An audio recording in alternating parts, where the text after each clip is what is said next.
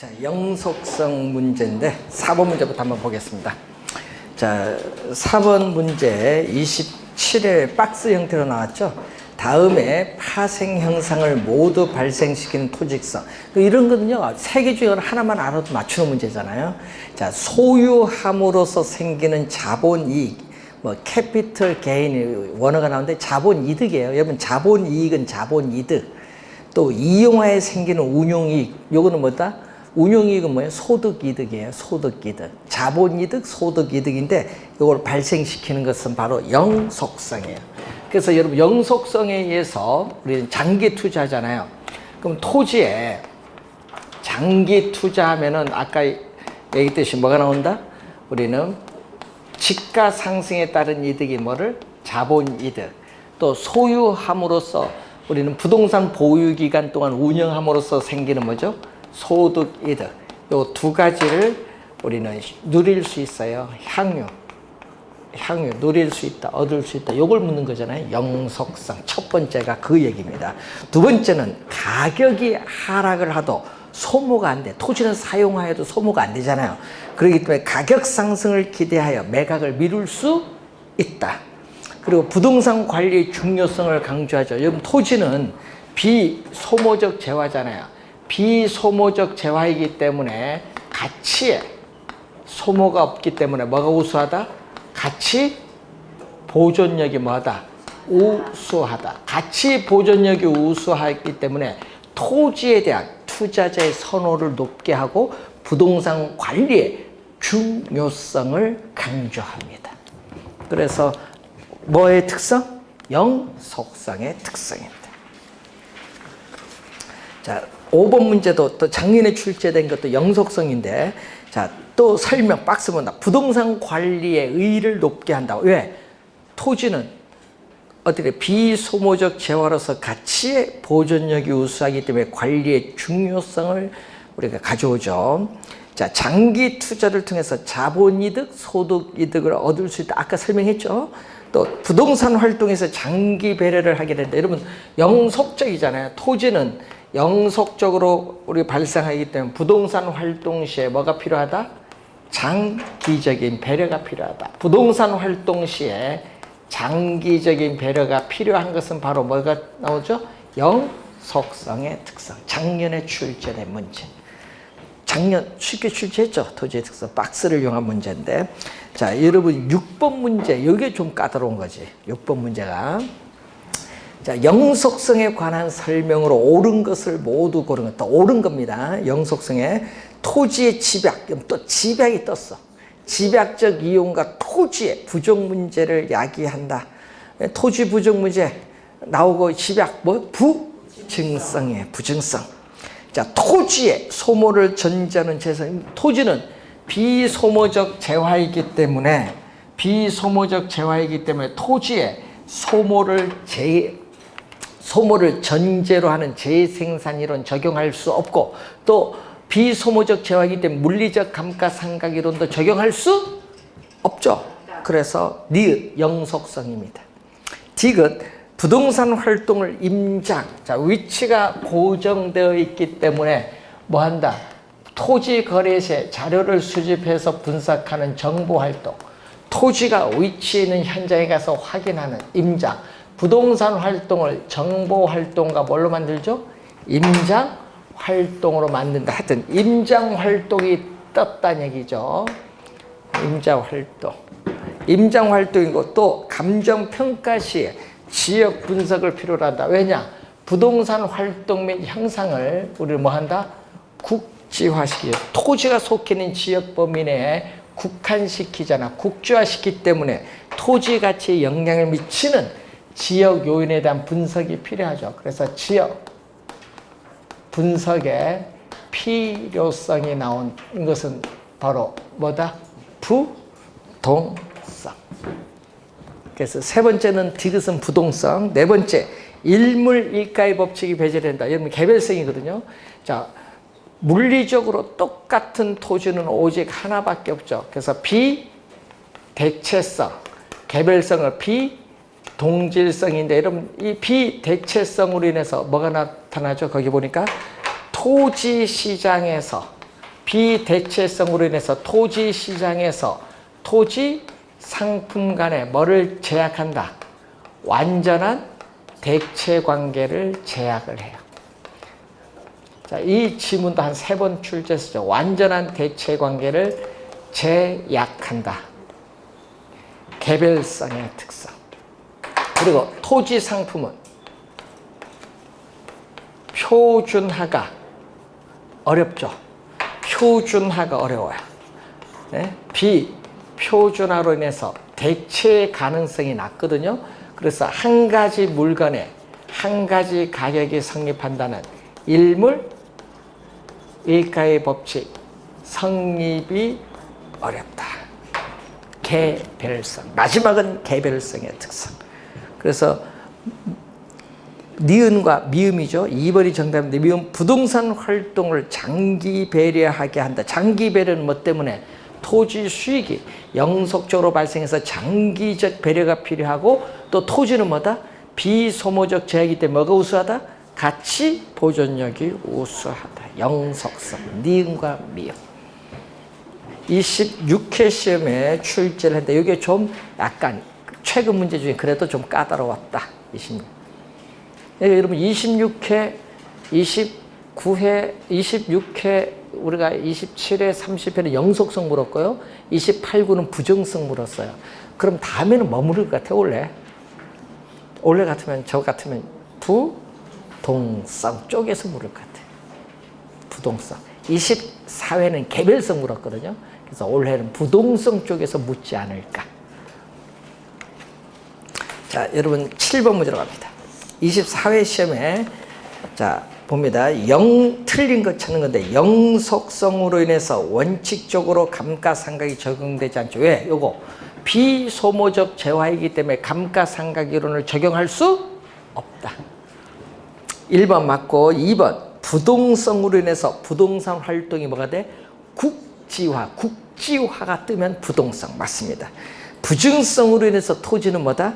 집약화가 나와서 그럼 부증성 맞고 개별성으로 인해서 부의외부 효과가 발생한다. 여러분 외부 효과는 개별성과 관련 없어요. 뭐 관련이 있냐면은 바로 부동성. 토지는 위치가 고정되어 있기 때문에 이 토지를 둘러싼 외부 환경 조건에 영향을 받아서 부동산 가치는 상승하는 정의 외부 효과와 부동산 가치는 하락하는 뭐죠?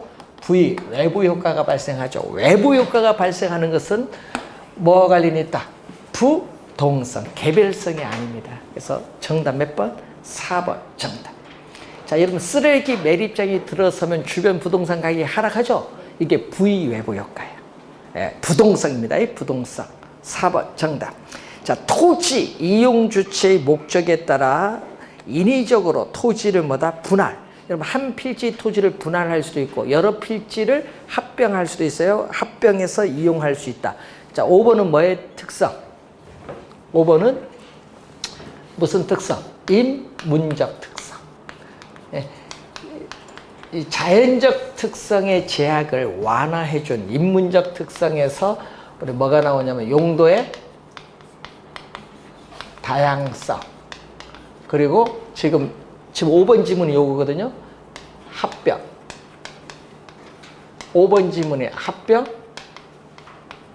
분할의 가능성. 요게 5번 지문. 요것을 지금 냈죠. 그리고 토지는 위치가 고정됐을지라도 토지를 둘러싸고 있는 사회적, 경제적, 행정적 우리가 위치에 있어서의 뭐가 나온다?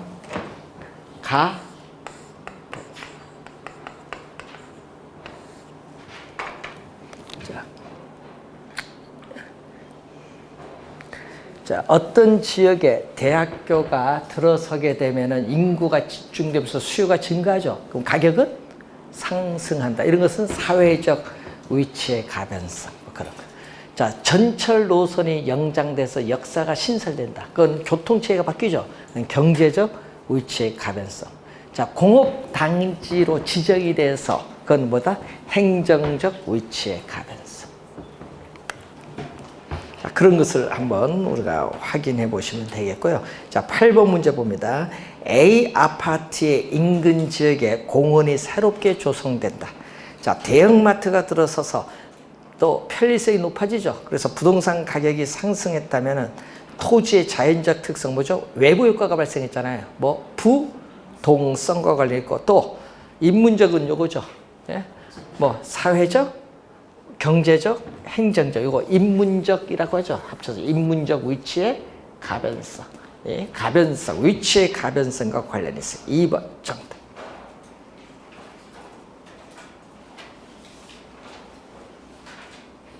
사례가 주어진 거죠. 이거는 외부 효과 사례가 주어졌다.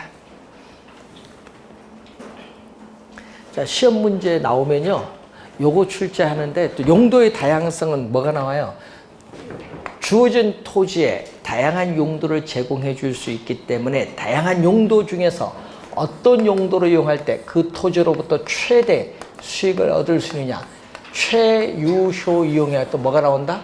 성립 근거. 요것이 용도의 다양성에서 제일 많이 출제되는 용도. 용도의 다양성은 계속 요걸 출제하는 거죠.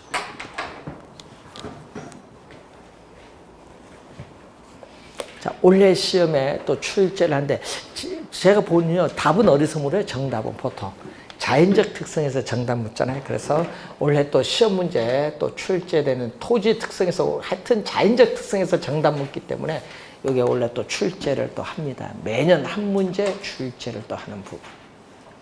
그래서 총론에서 몇 문제? 3문제 올해 30일에 출제가 예상되고 있는 부분입니다.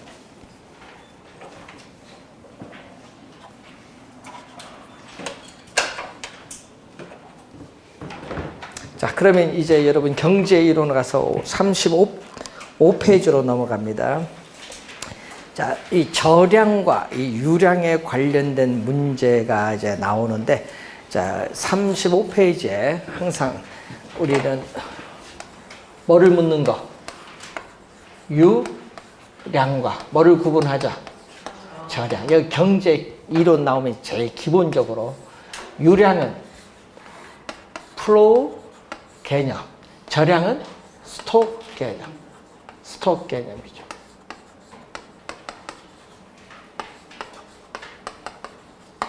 자,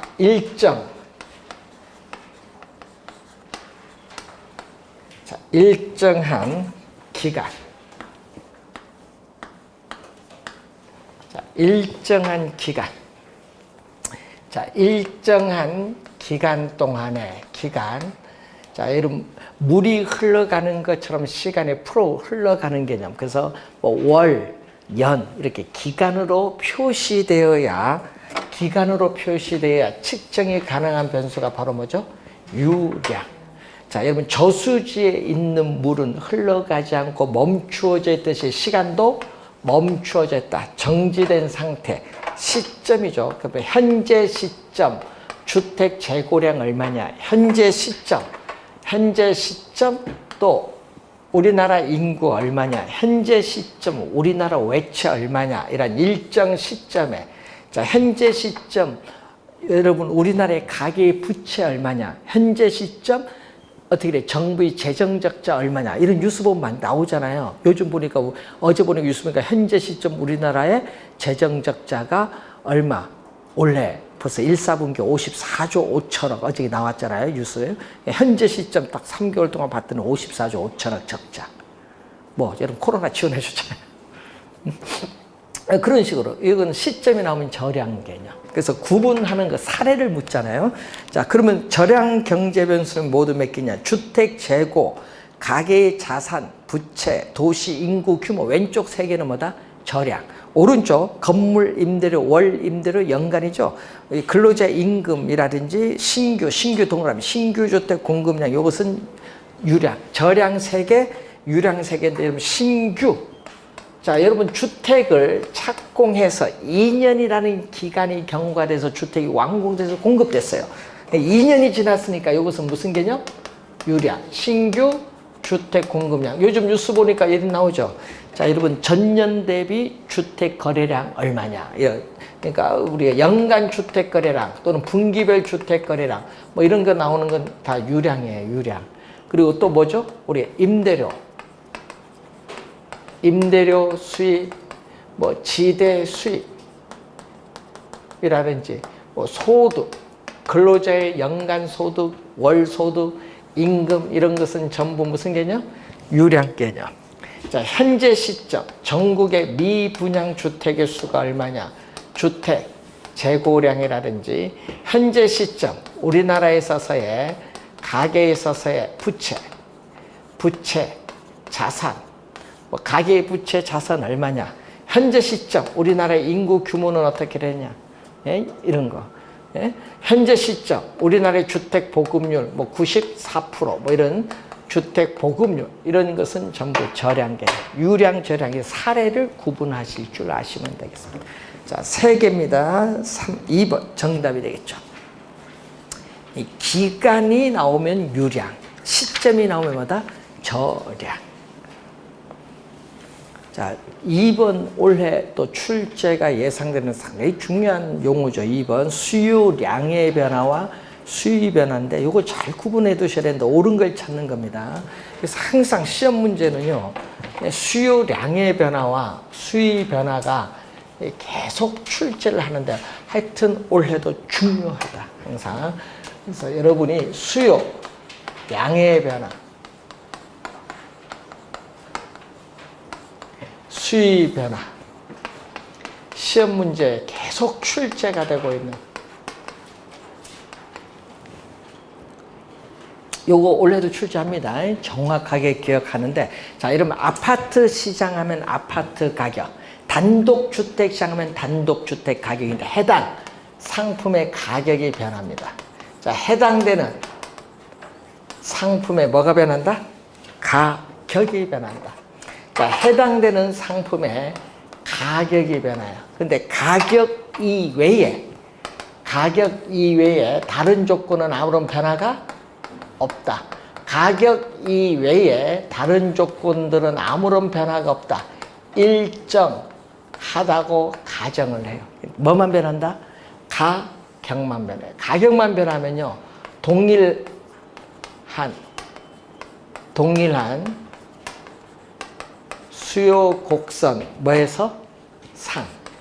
동일한 수요 곡선 상. 이 상이란 용어가 상에서 점의 이동으로 나타난다. 자, 가격이 변하는 거죠. 가격이 변하면 항상 요 상이란 용어가 나와요. 상이 나왔을 때는 무슨 변화? 이 상이 꼭 나오면 양이 들어가야 돼요. 상이 있으면. 이걸 진짜 주의 많이 하셔야 돼요. 근데 수위 변화는 가격은 변화가 없어요. 수요의 변화는 가격은 변화가 없다. 수요량은 가격이 변하는 거예요. 그러니까 가격이 뭐 한다? 해당되는 상품의 가격이 뭐 한다? 변화를 하는 거예요. 여기는 가격이 변하고 여기는 가격은 변화가 없어요. 가격은 변화가 없고 가격 뭐가 변한다? 위에서 일정하다고 가정했던 조건이 변해요. 가격 이외의 요인이 변하는 거예요. 가격 이외에 위에 저 얘기한 조건, 가격 이외의 다른 조건, 요인이 변화를 한다. 변화를 하게 되면은 수요 곡선 자체가 이동한다. 그래서 작년 시험에는 수요 변화가 개념에서 출제를 했었어요. 수요 곡선 자체가 이동하는데 수요 곡선 자체가 오른쪽으로 이동하면 어떻게 돼요? 수요 곡선 자체가 이동하는데 여기 수요 곡선 자체가 우측으로 이동을 하면은 수요에 뭐라고 한다? 증가. 이 수요 곡선 자체가 왼쪽 좌측으로 이동하면은 뭐가 된다? 수요의 감소. 예?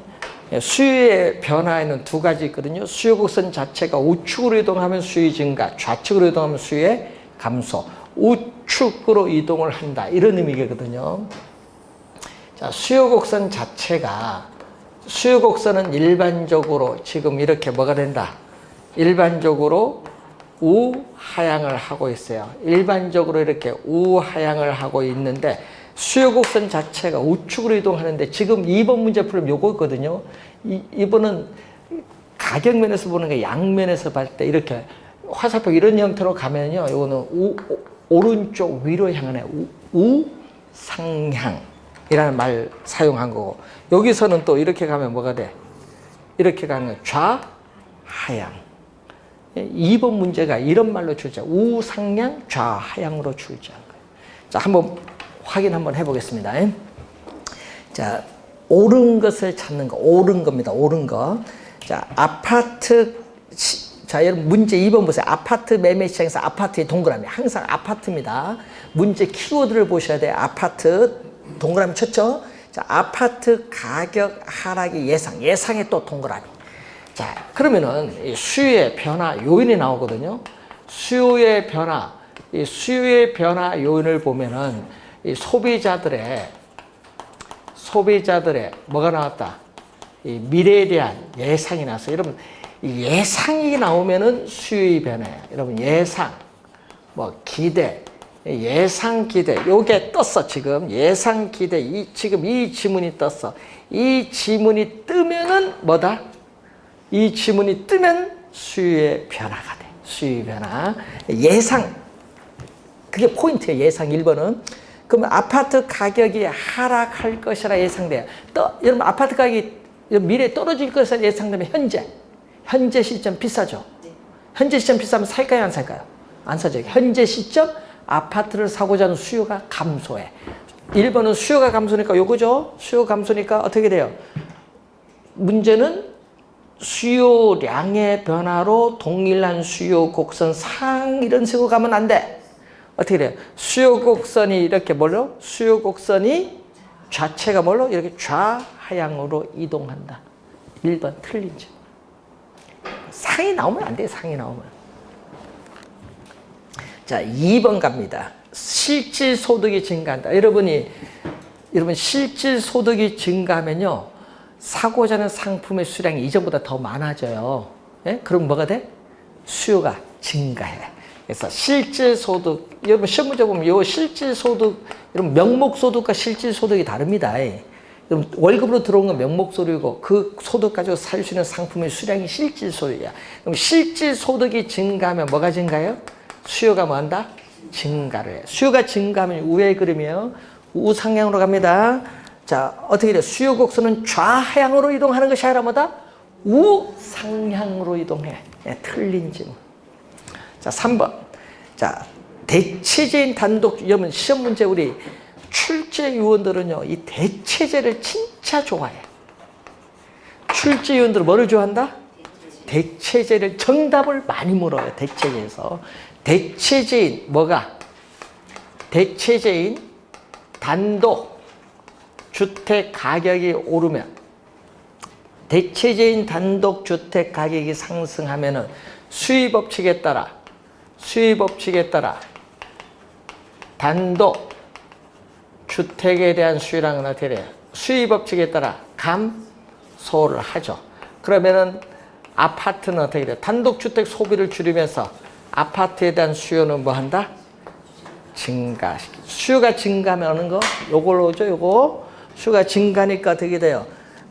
아파트 수요 곡선이 이렇게 뭐 우상향으로 이동한다. 3번 정답.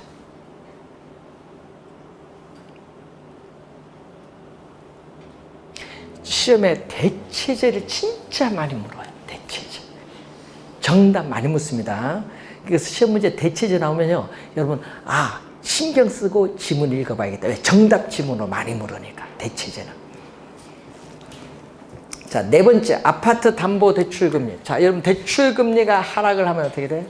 자, 아파트 담보 대출 금리가 뭐 한다면은 하락을 하면은 이자 비용 부담은 어떻게 돼요? 이자 비용 부담은 줄어들죠. 줄어들면 어떻게 돼요? 구매력은 높아져서 수요는 뭐 한다? 증가. 수요가 증가하니까 또 뭐가 돼? 수요가 증가하는 요거 우상향으로 이동합니다. 또 동일한 수요 곡선 상이 나오면 안 돼요. 또 틀린 지문이에요. 수요 곡선이 뭘로? 우상향으로 이동합니다. 자, 아파트 거래세가 오른다. 그럼 세금. 자, 거래세가 오르면 또 뭐가 돼? 거래세가 오르면 세금 부담이 높아지죠. 높아지면은 구매력은 떨어져 수요는 뭐 한다? 감소해. 수요가 감소하는 건 요거 뭘로? 좌하향으로 이동. 좌하향. 우상향이 아니라 좌하향으로 이동. 그래서 틀린 집.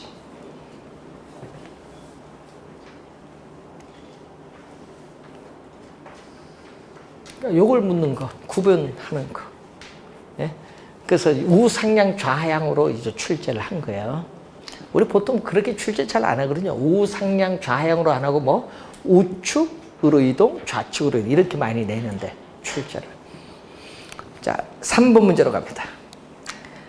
자, 박스 문제인데 부동산 수요의 증가. 요거네요. 수요 증가 요거. 수요 증가에 영향을 주는 요인을 모두 고른 것. 자, 실질 소득이 증가하면 뭐가 된다?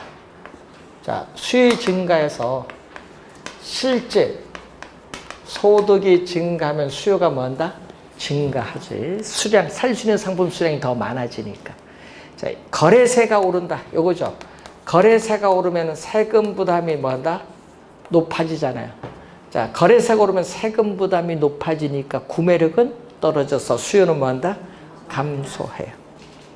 자, 대출 금리가 하락하면 또 소비자의 이자 비용 부담이 낮아지니까 구매력은 뭐한다? 높아져서 수요는 증가합니다. 자, 부동산 가격 상승 기대에 또 동그라미. 기대 요 예상이 떴네. 기대 예상. 부동산 가격이 상승할 것으로 기대되면 현재 싸요.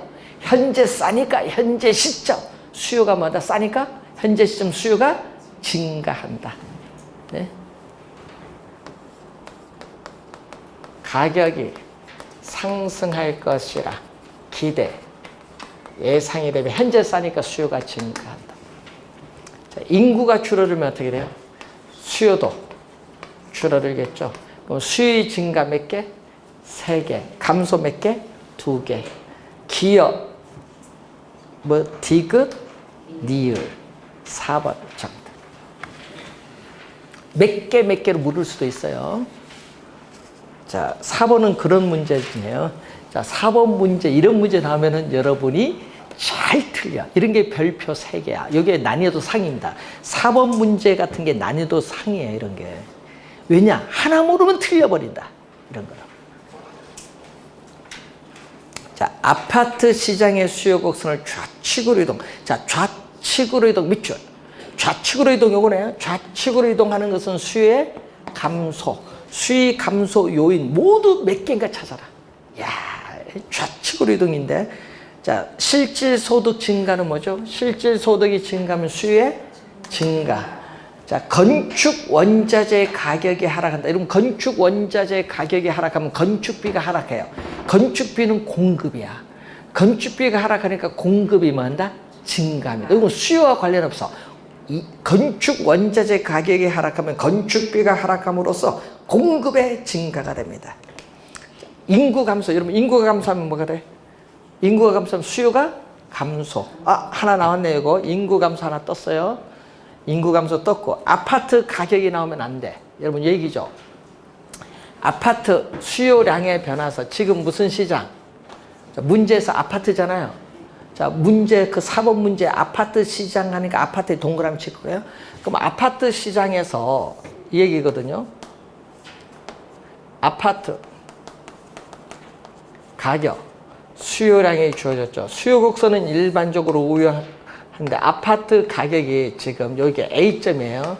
아파트 가격이 하락을 하게 돼서 수요량은 수요 법칙에 따라 증가를 하는데 아파트 가격, 이 해당되는 상품의 가격이 변했어요.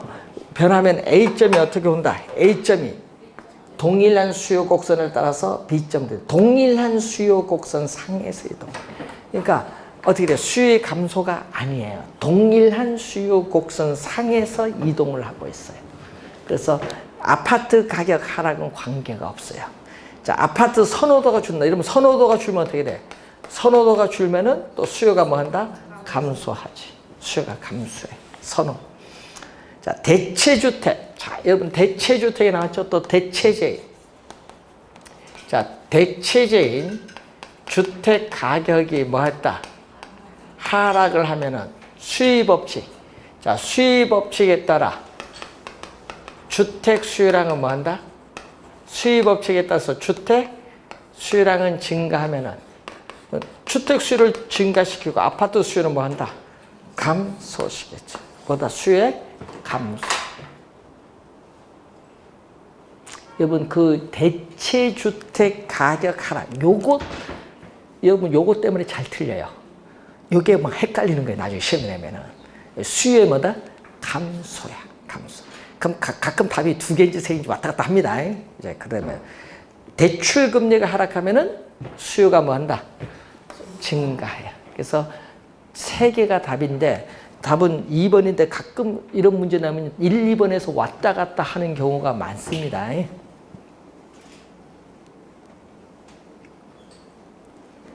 2번에서 왔다 갔다 하는 건 그래도 괜찮아요. 근데 2, 3번에서 왔다 갔다 하면 이거 또 문제가 있어. 이런 문제가 어려운 문제. 하나 잘못 생각하면 틀리는 문제. 이런 게 어려워요. 앞에 3번보다는 4번이 더 어려워요. 3번은 좀 쉬운 거고.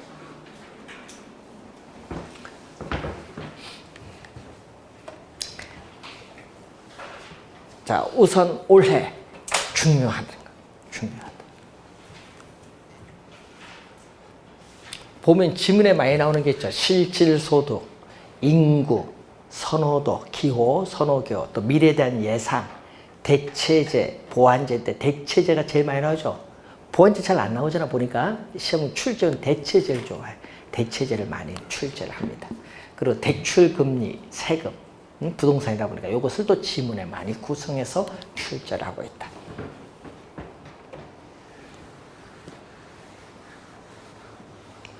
자, 2번은 거기 봤더니 5번 문제로 한번 갑니다.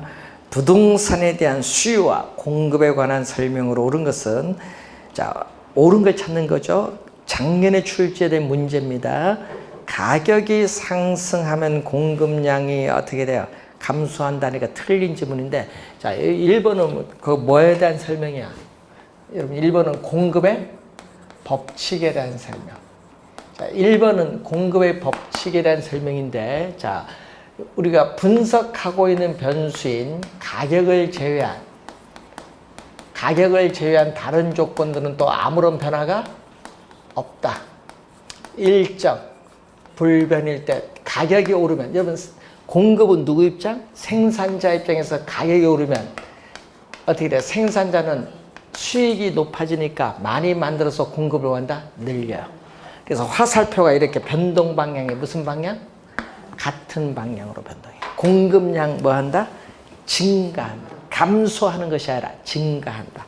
반대로 또 가격이 하락을 하면 공급량은 뭐 한다? 감소하죠. 예? 무슨 관계? 같은 방향으로 변동하면 무슨 관계? 플러스. 양의 관계에 있습니다. 예? 공급량은 뭐 한다? 증가한다. 공급의 법칙을 묻는 거예요. 1번은. 자, 2번은 수요량과 공급량 개념인데, 수요량은 일정 기간, 기간은 무슨 개념? 유량이라는 걸 알고, 일정 기간에, 자, 밑줄은 실제로 구매한 밑줄. 여기 틀렸어요. 실제로 구매한 하면 안 돼. 3번도요, 거기 실제로 매도한 밑줄. 여기 또 틀렸어.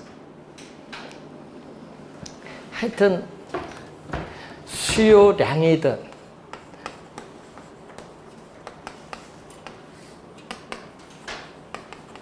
공급량이든, 자, 주어진 특정 가격 수준에서, 자, 주어진 특정 가격 수준에서, 요건 수요는 누구? 소비자들이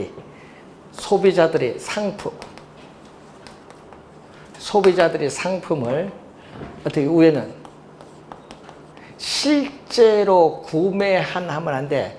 사고자 하는, 의도된, 여기는 뭐 팔고자, 매도하고자 하는, 팔고자 하는, 이 말이에요.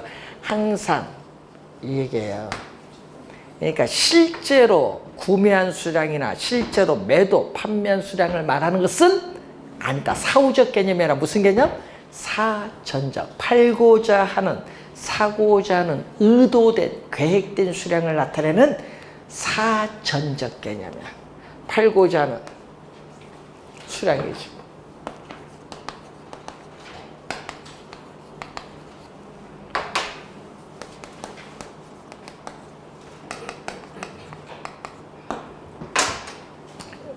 무슨 개념? 사전적. 둘 다 무슨 개념? 의도된, 팔고자 하는, 사고자 하는 의도된 양을 의미하는 무슨 개념? 사전적 개념.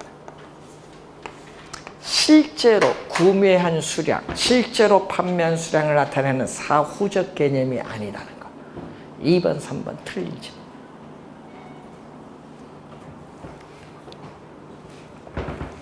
개념을 보는 거죠. 4번 건설 종사자들의 임금 상승은, 임금은 뭐다? 기업의 입장에서 본 생산비야. 임금이 상승하면 생산비가 상승해요. 생산비가 상승을 하면은 부동산 가격을 우리가 하락시킨다. 하락의 동그라미. 여기 틀렸죠? 자, 공급의 뭐다? 감소예요. 공급의 변화.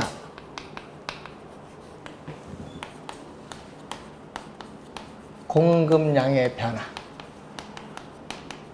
아까 수요처럼 또 시험 문제 또 출제를 또 하는 또 상당히 중요한 부분이죠. 또 잘 알아둬야 될 상당히 중요한 우리 부분이 되겠습니다. 자, 공급의 변화 요인. 자, 공급의 변화 요인 중에서 우리는 생산 요소의 가격. 자, 생산 요소에서의 가격이 변하는데 대표적으로 예를 들면 아까 얘기했죠? 건설 노동자의 뭐다? 임금. 건설 노동자의 임금 이런 거. 생산 요소의 가격, 노동에 대한 가격이거든요. 그럼 임금이 오르면 어떻게 돼요? 임금이 올랐다. 임금이 상승하면은 기업의 입장에서 보면은 생산비가 뭐다? 상승하기 때문에 이전보다 생산비가 상승하니까 공급은 뭐한다? 줄어들어. 공급의 감소. 공급이 감소하면 가격은? 공급의 감소하면 가격은? 이전보다 공급 줄어들면 가격은? 오르죠. 여러분 시장에 아파트 공급 줄이면 아파트 가격이 오르듯이 공급 줄면 가격은 상승한다. 하락이 아니라 상승. 4번 틀린 집.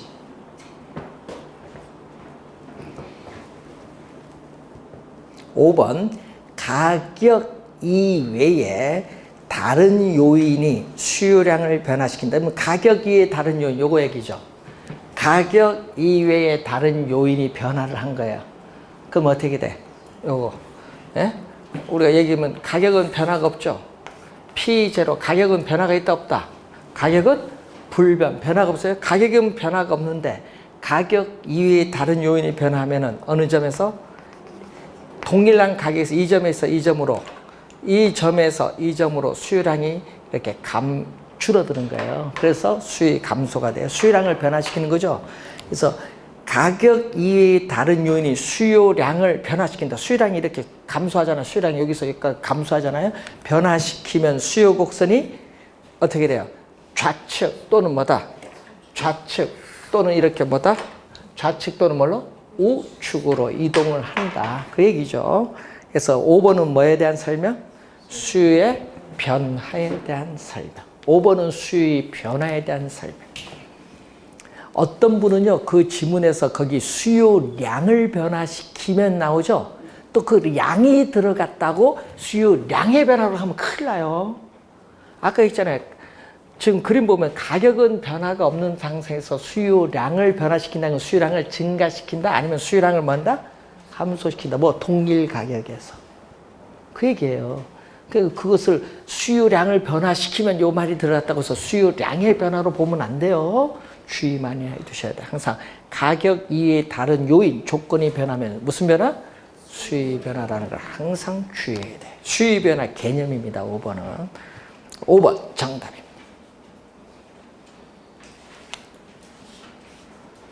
그러니까 여러분이 우리 항상 여기 시험 문제 보시면 수요량의 변화, 수요 변화 개념, 공급량의 변화, 공급의 변화 개념. 수요와 똑같아요. 이거는 뭐죠? 해당 상품의 가격이 변하면은 동일 공급 곡선 사이에서 점이 이동하는 거. 이건 가격 이외에 다른 요인이 변하면 공급 곡선 자체가 이동하는 거. 예? 수요를 알면 공급은 그대로 적용을 하시면 됩니다. 자, 우선 6번 문제로 한번 가겠습니다. 부동산의 공급 곡선에 관한 설명으로 틀린 것은 한국가 전체의 토지 공급량이 불변이다. 불변이면 이런 거. 여러분, 한국가 전체의 요거다. 한국가 전체의 토지 공급량이 불변, 변화가 없다는 것은 이렇게 고정되어 있기 때문에 어떻게 돼요? 토지에 대한 공급 곡선 뭐다? 완전 비탄력적인 수직선이다. 자, 완전 비탄력적인 수직선인데, 여러분, 완전 비탄력적이란 말이 나오면요, 토지 공급의 가격 탄력성은 얼마? 제로. 토지 공급의 가격 탄력성은 0이 된다. 그래서 1번 맨 끝에 맞는 질문 0이다. 자, 주택의 단기 공급 곡선은 가용, 쓸 수 있는 생산 요소의 단기는 제약을 받아요. 그래서 장기 공급 곡선에 비해서 더 비탄력적이다. 비탄력적 밑줄, 이게 포인트인데 얘기거든요. 단기는 가용 생산 요소의 제약으로 주택에 대한 수요가 증가하더라도 바로 공급이 안 돼서 기울기 급해요. 자, 단기 공급 곡선은 이렇게 기울기가 급해요. 근데 장기로 가면 어떻게 돼? 가용 생산 요소를 확보해서 착공을 하죠. 일정 기간이 지나면 공급이 뭐 한다? 많아져요. 그래서 장기 공급 곡선은 뭐다? 이렇게 뭐가 돼? 완만해져요. 이때 기울기 급하면 뭐다? 기울기가 급하면 비탄력적. 기울기가 완만하면 뭐가 돼? 탄력적. 요거죠. 기울기 급하니까 비탄력적. 요걸 묻는 거잖아요. 완만하면 뭐다? 탄력적. 2번 맞는 질문. 3번 부동산 수요가 증가하면, 자, 3번 질문은요, 올해 시험에 정답으로 물을 가능성이 상당히 높은 질문이야. 올해 시험에 3번 질문은 원래 진짜 중요한 질문. 3번 질문은 진짜 공부 잘해야 돼요. 자, 여러분이 공급 곡선의 기울기가 급하면, 비탄력적. 공급 곡선의 기울기가 완만하면 탄력적이에요. 자, 여기서 수요 곡선이 주어졌는데 수요와 공급이 만나는 점이 뭐다? 우리는 균형이에요. 이때 수요가 증가하면 뭐가 돼? 가격은 상승해요. 그러면 수요가 증가하면은 가격은 우리가 상승하는데 얼마만큼 상승하느냐, 이걸 보는 거예요. 가격은 오르는데. 근데 비탄력적은 어떻게 돼요? 비탄력적은 가격 변에 민감하게 반응하지 않기 때문에 가격 상승폭이 커요. 근데 탄력적은 가격 변에 민감하게 반응을 해요. 그렇기 때문에 가격이 민감하게 반응하니까 가격이 약간만 올라요. 그러니까 뭐였어? 요 그림 요걸 묻는 건데, 거기 봤더니 3번에 비탄력적 밑줄, 비탄력적일수록 가격은 뭐다? 비탄력적일수록 가격은 더 크게 상승, 더 크게 동그라미. 항상 이런 걸 잘 보야 돼. 3번 맞는 지문인데 이런 거 시험에 진짜 많이 내요. 3번 지문. 특히 정답 지문으로 출제 가능성이 높아요. 올해 시험. 여기서 시험 내면 잘 틀리거든요. 여러분들이 3번 지문. 원래 진짜 중요합니다. 자, 4번 토지는 용도의 다양성으로 우하향. 그럼 공급 곡선은 뭐다? 우하향이 아니라 우상향. 이렇게 우상향 공급 곡선.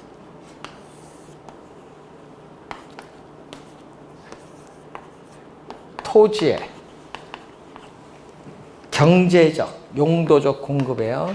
토지의 경제적, 용도적 공급인데, 용도의 다양성에 의해서 토지 이용의 용도의 전환을 통해서 공급은 가능하죠.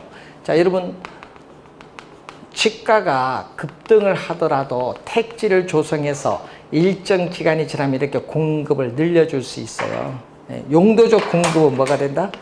용도적 공급은 늘려줄 수 있는데, 지금 그림처럼 뭐가 돼? 증가를 시켜주려면 오른쪽 위로 올라간다. 우하향이 아니라 뭐죠? 우상향. 오른쪽 위를 향하는 곡선. 우상향. 4번 정답. 우하향이 아니라 우상향. 오른쪽 위를 향하는 곡선.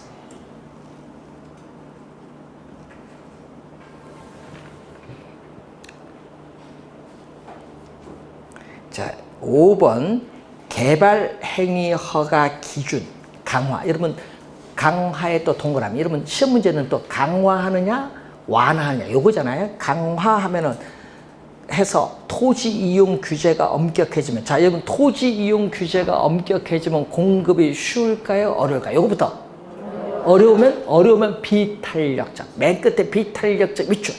그럼 여러분이 어려우면 비탄력적이고 쉬우면 탄력적. 딱 이제 다시 한번 공급이 쉬우면 탄력적, 공급이 어려우면 비탄력적. 기준을 그렇게 잡아놓고 해. 그래서 규제가 강화되면은 공급이 어려워서 비탄력적이고 규제를 완화시키면 공급이 이전보다 쉬워지죠. 그럼 탄력적이 된다. 그래서 지문을 그게 포인트예요. 탄력적, 비탄력적 이 지문을 좀 주의를 많이 해두셔라 이런 얘기입니다. 공급에 관련된 내용이죠.